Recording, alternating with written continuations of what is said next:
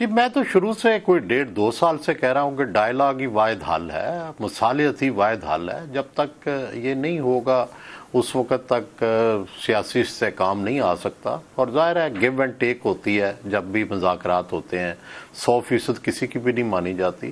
اور دوسری طرف یہ ابھی آپ عمر ایوب صاحب کا سنا رہے ہیں، تو پھر جو علی امین گنڈا پور کہیں اور کھڑے ہیں، عمر ایوب کہیں اور کھڑے ہیں، علی امین گنڈا پور میٹنگز کر رہے ہیں انٹیریئر منسٹرز کے ساتھ، وہ ان کا نام لے لے کے ان کو تانے دے رہے ہیں. تو پہلے پی ٹی آئی بھی تو کوئی کسی ایک نتیجے پہ پہنچے نا کہ وہ انہوں نے ڈائلاگ کرنا ہے نہیں کرنا ہے. جو ڈائلاگ کرتا ہے وہ بیچارہ پیچھے چلا جاتا ہے، جو اگریشن کرتا ہے وہ اس کو بلے بلے ہو جاتی ہے. تو اب پہلے طے کر لیں نا کہ بھئی کیا کرنا ہے، تو پھر اس پہ چلیں. لیکن آپ کیا سمجھتے ہیں کہ جو علی امین گنڈا پور کی اسٹریٹجی ہے اور ان کے اپنے کولیگز بھی ان کو شک کی نگاہ سے دیکھتے ہیں، ان کی حکمت عملی کو، اس کا فائدہ ہوگا پی ٹی آئی کو؟ نہیں دیکھیں، جو شک بھی ہے نا، شک کیا ہے کہ وہ اسٹیبلشمنٹ کے ساتھ ملے ہوئے ہیں. تو پی ٹی آئی بھی تو یہی چاہتی ہے نا کہ اسٹیبلشمنٹ سے کوئی مذاکرات کیے جائیں، تو ان کے کوئی رابطے ہوں گے تو مذاکرات ہوں گے نا. تو علی امین گنڈا پور تو اس وقت پی ٹی آئی میں سب سے آگے گزر گیا ہے کہ بھئی اس کے وہ احتجاج بھی کر رہا ہے، کوئی اور لیڈر بھی نہیں وہاں ڈی چوک تک پہنچ رہا، وہ پہنچا ہے. اور دوسری طرف اس کے اسٹیبلشمنٹ سے بھی راستے ہیں. تو یہی تو پی ٹی آئی چاہتی ہے کہ پی ٹی آئی چاہتی ہے کہ جناب ہمارے اسٹیبلشمنٹ سے کوئی رابطے بحال ہوں. تو اگر امین گنڈا پور یہ کر سکتے ہیں تو پھر تو ویل اینڈ گڈ. لیکن وہ تو اتنے ایگریشن کے ساتھ چیزیں نارملائز کیسے کریں گے؟ وہ تو اگریشن ان کا پنجابی فلموں والا ہے نا کہ بھئی وہ اگریشن صرف بڑک ہے.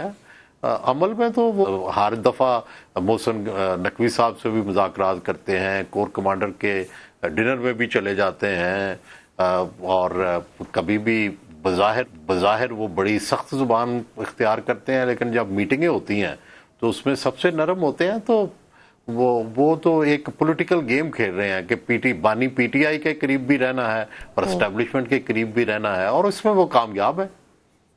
ٹھیک. عادل صاحب آپ نے سنا عمر ایوب کہہ رہے ہیں کہ ہمارے صبر کا پیمانہ لبریز ہو جائے گا، وہ انٹیریئر منسٹر کو یہ کہہ رہے ہیں. کون سا مزید ایسا پیمانہ ہے جو لبریز ہونے کی ضرورت ہے؟ وہ کون سی مزید دھمکی ہے جو رہ گئی ہے؟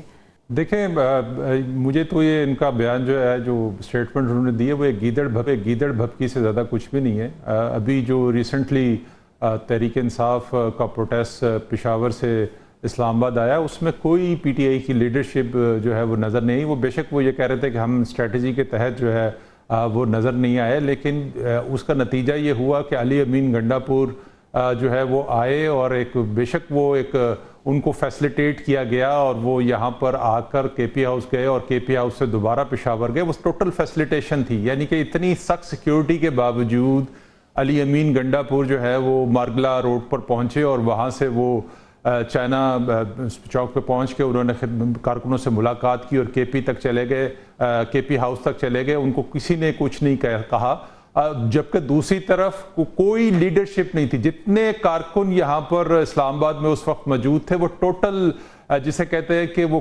لیڈر ان کے پاس کوئی نہیں تھا. وہ اپنی مرضی سے جو ہے پولیس کے ساتھ لڑائی کر رہے تھے، ڈنڈے کھا رہے تھے، گرفتاریاں ان کی ہوئی ہیں.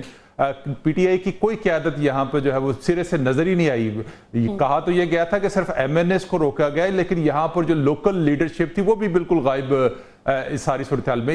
اس جو کنڈیشن جو اب اس وقت ملک کے اندر ہے، جو تحریک انصاف اور اسٹیبلشمنٹ کے جو بھی معاملات ہیں، اس میں صرف ایک علی امین گنڈا پور ہی ہمیں جو لیڈ کرتے ہوئے نظر آ رہے ہیں. لیکن اس میں آپ یہ دیکھیں کہ آج ایک طرف ان کی لڑائی جو ہے گورنر کے پی کے ساتھ مسلسل چل رہی تھی، تو آج وہ محسن نقوی اور گورنر کے پی کے درمیان میں بیٹھے ہوئے آج مذاکرات کی بات کر رہے تھے ایک اچھے بچے کی طرح. تو وہ جو ہمیں کچھ دن پہلے ان کا بیہیویئر ایک نظر آ رہا تھا مولا جٹ والا، جو جس طرح سے وہ اسلام آباد پولیس کے اوپر برس رہے تھے یا پولیٹیکل پارٹیز کے رہنماؤں کے اوپر انہوں نے جس قسم کی تقریر کی اسمبلی کے اندر، آج وہ بالکل قطعی آج وہ مذاکرات کی بات کر رہے ہیں. اور یہی جو موقف اگر وہ وہاں پہ کے پی کے اندر جرگے سے بات چیت کرنے کی بات کر رہے ہیں، تو ان کو مرکز کے اندر بھی اسی طرح تحریک انصاف کو جو ہے وہ پالیسی لے کے چلنی چاہیے. بات چیت سے ہی، جیسے سہیل صاحب نے کہا کہ بات چیت سے ہی دروازے کھلتے ہیں، ورنہ جو ہے وہ یک طرفہ طور پر تو پھر معاملات اسی طرح ہوں گے کہ ڈنڈے کا زور پھر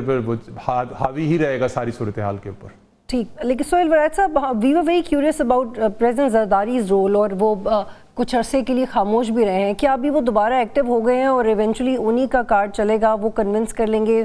اور جو یہ رپورٹ کیا جا رہا ہے کہ اسٹیبلشمنٹ گورنمنٹ اور پاکستان پیپلز پارٹی جتنے بھی معاملات ہیں ان کے اوپر ایکچولی ایک پیج پہ ہیں، اور چاہے جتنا بھی پولیٹیکل مومنٹم سٹرونگ ہو پاکستان تحریک انصاف کا، وہ کتنے بھی سٹرونگ جلسے کر لیں، ان کا ووٹر کتنا بھی انٹیکٹ ہو، لیکن یہ اتحاد مضبوط ہے پی ٹی آئی سے؟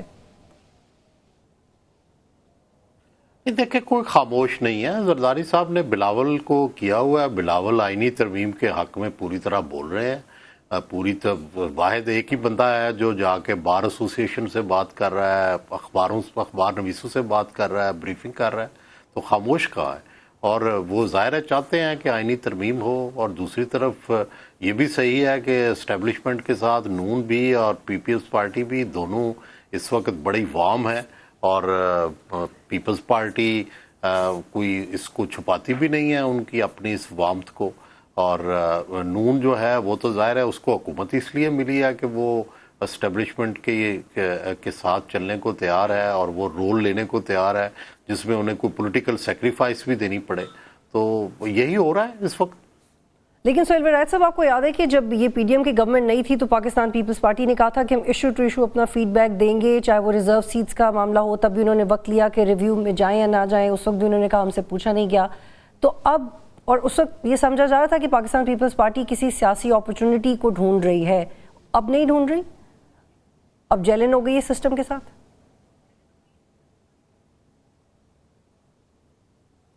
میرا خیال ہے کہ پیپلز پارٹی ابھی بھی ایشو ٹو ایشو چل رہی ہے. آئینی ترمیم پہ ان کا اختلاف ہے، اتفاق ہے، لیکن اور مثلا سندھ کے اوپر کل بھی میرا خیال ہے میٹنگ ہوئی ہے کہ جس میں وہ سندھ کے لیے ڈیولپمنٹ فنڈ سے مطمئن نہیں ہیں اور فنڈز چاہتے ہیں، اور اسی طرح پنجاب کے معاملات پہ بھی وہ مطمئن نہیں ہیں. گاہے بگاہے ان کی یہ رائے آتی رہتی ہے کہ ہمیں پنجاب میں شیئر نہیں دیا گیا، اور ہم سوچ رہے ہیں کہ پنجاب میں ٹھیک. ایک بڑا آف بیٹ اینگل ہے عادل صاحب، میں چاہ رہی ہوں کہ ہم اس کے اوپر بات کریں. جی عادل صاحب. جی سہیل صاحب سے جی عادل صاحب آپ کچھ کہہ رہے ہیں، پلیز کہیے. جو ہے ان کا ہمیشہ سے جی وہ اس وقت نہیں ہے، وہ کچھ دیر میں جوائن کریں گے، لیکن آپ بولیے پلیز.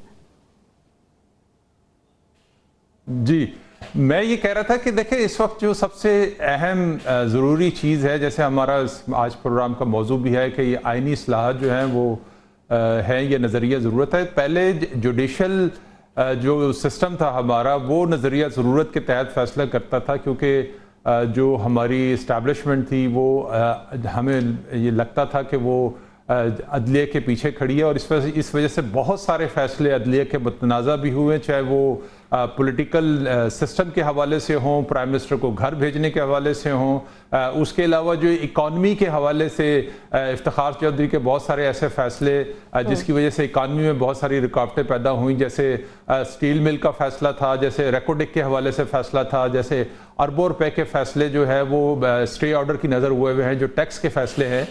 تو میں سہیل صاحب سے یہ سوال یہ پوچھنا چاہ رہا تھا کہ عدالتیں پہلے فیصلے کر رہی تھی، جوڈیشل ایکٹیویزم تھا، تو اس کی ایک بڑی وجہ تھی کہ اسٹیبلشمنٹ ان کے پیچھے تھی. اس وقت پارلیمنٹ ایکٹیو ہے، چونکہ لگتا ہے ایسا ہے کہ ادارہ جو ہے، جو پاورفل ادارہ ہے، وہ پارلیمنٹ کے پیچھے کھڑا ہے اور جوڈیشری دوسری طرف کھڑی ہے. تو آپ کے خیال میں جو ادارے ہیں ان کو کس طرح سے جو ہے اپنی حدود میں رہ کے کام کرنا چاہیے، ورنہ یہ سسٹم نہیں چل سکے گا؟